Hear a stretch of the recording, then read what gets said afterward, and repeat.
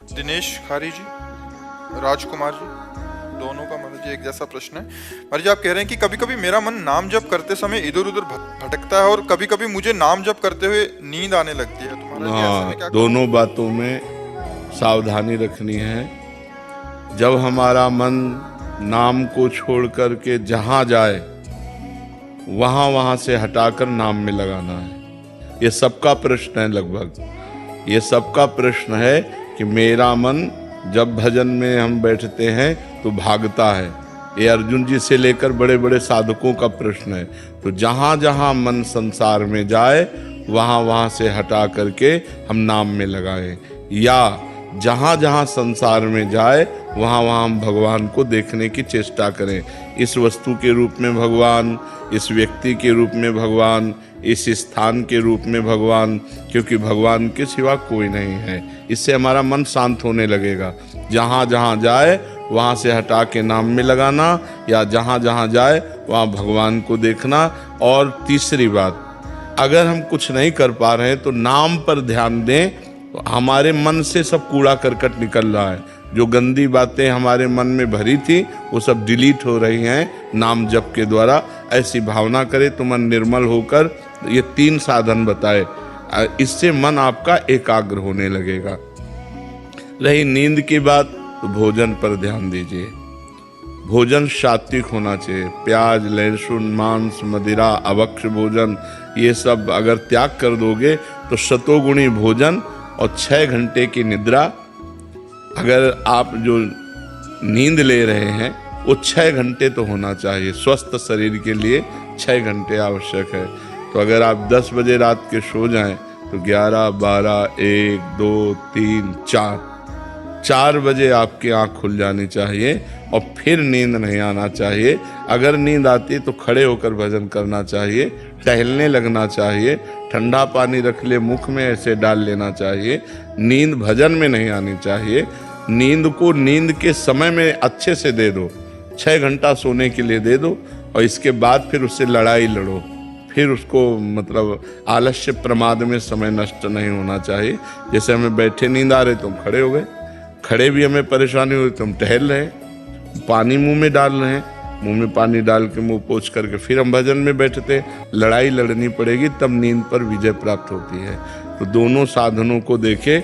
मन जो बार बार भागे तो इन साधनों को, और जब नींद आवे तो ऐसे। पर भोजन का सुधार कर ले। तमोगुणी भोजन पाने से फिर भजन में नींद आएगी। बासी नहीं पाना, बहुत लाल मिर्च नहीं पाना, बहुत तेल के नहीं पदार्थ पाने, और ये अभक्ष्य पदार्थ जो त्याज्य हैं उनको नहीं पाना। इससे सतोगुण बढ़ेगा। सतोगुण से नींद नहीं आएगी। नींद आती है तमोगुण से। निद्रा आलस्य प्रमादोत्तम तत्तामस मुदाहरतम।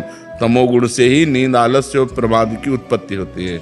वही हमें परेशान करता है। तो सतोगुणी भोजन पावें और थोड़ा भोजन पावें।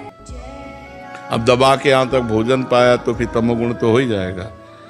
अगर हमारा 8 रोटी से काम चलता है तो हम 5 रोटी में लावें धीरे धीरे। वैसे 24 घंटे में शोध किया गया तो 400 ग्राम अन्न से भरपूर स्वस्थ जीवन चल सकता है।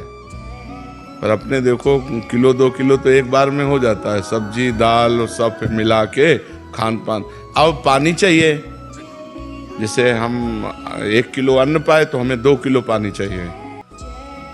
उसमें डबल पानी तो हमें चाहिए ना। और फिर वायु के लिए जगह चाहिए पेट में थे। अब पेट में दबा के अन्न नहीं भर लिया, फिर पानी तो ऊपर सांस फूल रही है और भजन में मन नहीं लगेगा। प्रमाद स्थिति। अल्पाहार, थोड़ा भोजन पाए, अच्छे से जल जितनी आवश्यकता है 3-4 लीटर 24 घंटे में तो जल चाहिए ही। और वायु के लिए जगह खाली रहनी चाहिए। तो साधक साधना कर सकता है। नहीं तो अब होड़ लगा कर भोजन पाने वाले हैं कि हम तो फिर भजन नहीं होगा। जिसका भोजन नीरस उसका भजन सरस, और जिसका भोजन सरस उसका भजन नीरस। पक्की बात समझ लो। भोजन में बेस्वाद पाना चाहिए। दाल रोटी सब्जी उसमें कोई स्वाद, लेके स्वाद नाम में लेना चाहिए। राधा राधा राधा, तब स्वाद आएगा। अब अभी तो भोजन और भोग ये 2 पिंड नहीं छोड़ रहे। रसेंद्री और जनेंद्री के भोग यही पिंड नहीं छोड़ रहे। तो खूब नाम बढ़ाओ आगे, धीरे धीरे ठीक हो जाएगा। अनिल जी गुरुग्राम से। महाराज जी आपके चरणों में कोटि कोटि प्रणाम। महाराज जी कृपया बताएं कि भक्ति को बढ़ाने के लिए कितना इंसान का सामर्थ्य है और कितना प्रभु कृपा का योगदान है। जितनी श्वासें हैं और जितना हमारा प्रयास भगवान ने हमें प्रयत्न दिया है कि हम कर सकते हैं, वो भगवान जानते हैं और आप जानते हैं। भगवान ने आपको दिया है इसलिए वो जानते हैं, आप में जितना है वो आप जानते हैं। क्या नाम जपने के लिए किसी ताकत की जरूरत है? तो बस अगर हर समय हमारा नाम स्मरण चल रहा है, तो नारद जी ने भक्ति सूत्र में बताया, तदर्पिता अखिला चारिता तद्विस्मरणेन परम व्याकुलते थे। ये भक्ति का लक्षण बताया।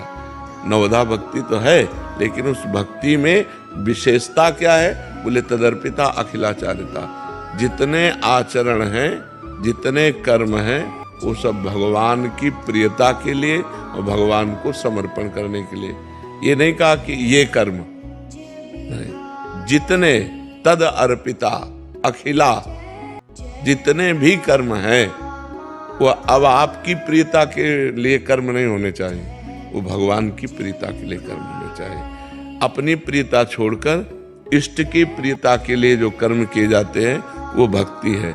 जो अपने लिए किए जाते हैं वो शुभ अशुभ कर्म हो जाते हैं। तद विस्मरणेन परम व्याकुलते, ये बहुत पॉइंट की बात है।